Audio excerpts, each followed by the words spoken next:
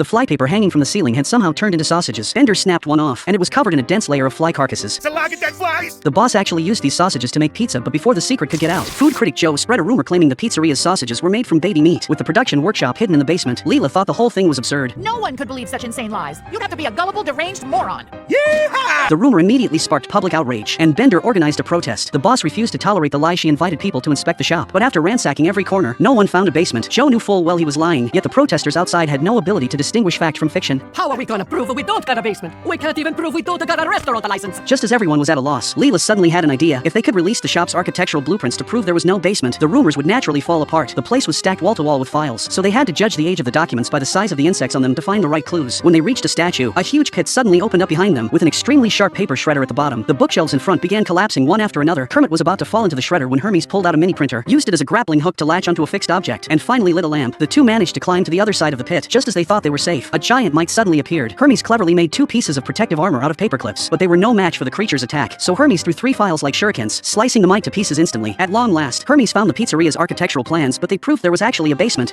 I knew that stuff I made up was true. Fry was the first to hold a torch and head down. The basement was dilapidated and covered in dust, with no sign of the babies from the rumors. Joe had no choice but to issue a public apology, but just then, a waiter emerged from another part of the basement holding a piece of sausage.